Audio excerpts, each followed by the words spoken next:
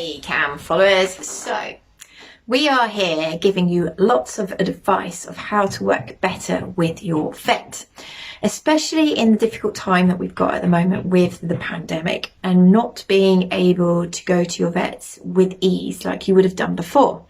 Now, we do listen to you. We know that a lot of people are finding it difficult with this chronic diseases and being able to receive the level of care that they would do normally, the management that they would normally get.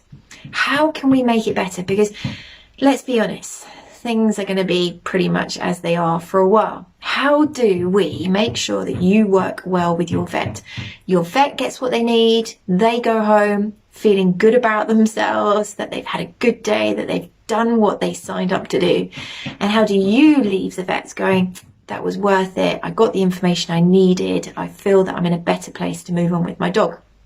Now, the first tip we're going to give is we have a lovely download for you here. Okay, what has changed for my dog? Now, I'm going to put the link below and you can just print it off from the website. This is a questionnaire that we have designed that you can fill in. You can then take a photo with your iPhone and you can email them to your vets prior to your visit so that they've got more information.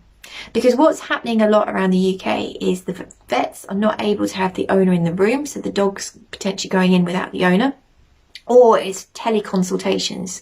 So the owner is by phone and potentially struggling to remember everything that they wanted to say in such a short period of time, and the stress of technology as well. So this is really handy because you can do it beforehand and you can basically take your time, cup of tea, fill it in. Now let me just run through it with you, okay? So it's cleverly designed to try and get the most information out of you that's going to be useful to that vet. But it's also been designed to highlight what more you need to know. Get that? So you as an owner, what more do you need to know? So what stage of diagnosis are you at is one of the first categories. And for a vet, it means that I can work out where you're at. Is it a suspicion of OA? Have we had some diagnostics done? Do we have a definitive answer? But I'm also realizing what you know. In that, do you know how bad your dog's arthritis is, which joints are affected? It also has here, does your dog have any other conditions? So because you're going to your vet, you might not see the same vet every single time, and that is just the nature of how it is at the moment. But this gives that vet the heads up that there might be something else that has to be considered when coming up with a treatment plan. Turning on to page 2. Then it asks you some questions about exercise. How many times per day do you walk? How long is each walk? What is the ratio of on-lead to off-lead exercise? We know that we can't control a dog off-lead. And is that actually exacerbating their pain state?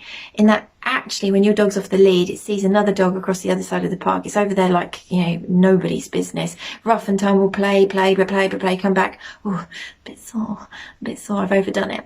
So on this page, there's loads of information about what kind of exercise that you're doing.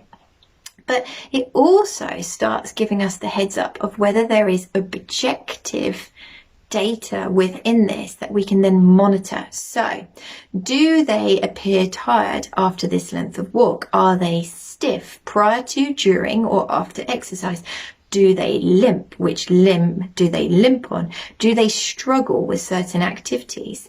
That really starts opening up our observation skills, because at the end of the day, nothing is going to be a promise to work. You know, whatever we try and do, we're doing it with the best intention, but nothing comes with a promise. So you could start a new medication and find that it doesn't quite cut it because your objective markers haven't suitably improved.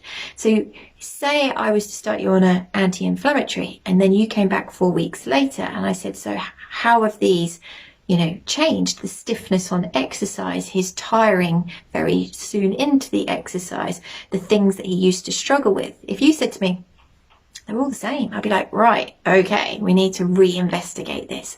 Have we got the right diagnosis? Is there a complication? Have we got the right medication? So your information to me is hugely important to make sure I make the right decisions for you. Page 3. Your dog's behaviour. Now we know behaviour and pain are closely interlinked, and they are very good objective monitoring methods and variables. So, has your dog general mood changed recently? Does your dog repetitively lick any areas of their body? Is your dog generally more tired, or do they pant after minimal exercise? Does your dog self-groom, roll, stretch? Have their behaviours changed? Has your dog stopped any behaviours that they once did, i.e. getting up onto the sofa, going upstairs, greeting visitors, or have they started behaviours that weren't there before? So again, we're trying to get a picture of what your dog's telling us, and we can use those as objective markers as well as helping us with diagnosis. Tell us about your dog's lifestyle. Okay, so this section is really good for people like me who want to start managing your dog's lifestyle so that we can interfere with their potential to do further harm to themselves. So does your dog live with any other dogs? Where does your dog sleep at night? And on what type of flooring does your dog walk on? Do you ever notice your dog is slipping, tripping when moving around the house? Again, there's information coming out here. Does your dog's lifestyle need to be modified rather than us just bumping up the pain meds? So that's very, very useful because that quite often gets left in a consultation. Moving on, lifestyle continues. I'm on the next page. Is your dog allowed to access the stairs? Does your dog jump in and out of the car? Has your dog's toilet habits changed? Does they have difficulty cocking their legs? Do they have difficulty squatting? Etc. So there's a huge amount of questions in here that's bringing out data for us to objectively measure and monitor to see if we're getting improvement or deterioration.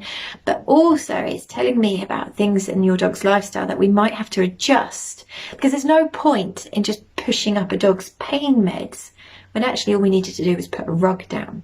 You know, it's no point in adding another extra pain medication when we could just stop throwing the ball. So by having this information come out in this questionnaire, we can actually approach your dog holistically. Really important, eh? At the back, final page, there's some questions about diet, how you feed, in what way you feed, how often you feed, and also we have a lovely body condition score. We've been there. Body condition score. So that you can actually start saying to yourself, yeah, okay, so I know he's about 7 out of 9. He's really got to shift some pounds. Now, this is available to download free of charge on our website. So get in there like swimwear, download it, fill it in, send it into your vet so you can make the most out of these consultations that you're having in the less than ideal conditions. All right, see you tomorrow.